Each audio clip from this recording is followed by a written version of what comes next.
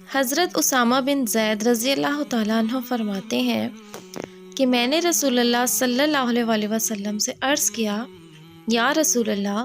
میں نے شعبان سے زیادہ کسی دوسرے مہینے میں آپ کو اتنے اہتمام سے روزے رکھتے ہوئے نہیں دیکھا۔ آپ صلی اللہ علیہ وسلم نے ارشاد فرمایا،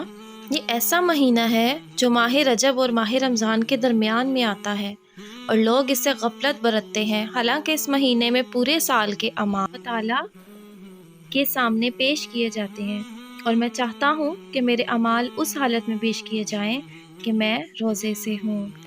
ام المومنین حضرت عائشہ صدیقہ رضی اللہ تعالیٰ عنہما ارشاد فرماتی ہیں کہ ایک رات میں نے حضور صلی اللہ علیہ وسلم کو اپنے بستر پر نہ پایا تو میں حضور صلی اللہ علیہ وسلم کی تلاش میں نکلی تو میں نے آپ صلی اللہ علیہ وسلم کو جنت البقیع میں پایا کہ آسمان کی طرف رسول اللہ صلی اللہ علیہ وسلم نے سر اٹھایا ہوا تھا، اور مجھے دیکھ کر رسول اللہ نے فرمایا، اللہ تعالیٰ نصف شعبان کو آسمان دنیا پر جلوہ گر ہوتا ہے اور قبیلہ کلب کی بکریوں کے جس قدر بال ہیں ان سے زیادہ لوگوں کو بخش۔ شعبان المعظم کی 15ویں رات کو شب برات کہا جاتا ہے۔ برات کا مطلب نجات کی رات ہے۔ اس رات کی خصوصیت یہ ہے کہ اس رات میں اللہ تعالیٰ اپنے نیک بندوں کو خصوصی رحمت سے نوازتا ہے۔ اس رات ہر امر کا فیصلہ ہوتا ہے اور اللہ تعالیٰ مخلوق میں تقسیم رزق فرماتا ہے۔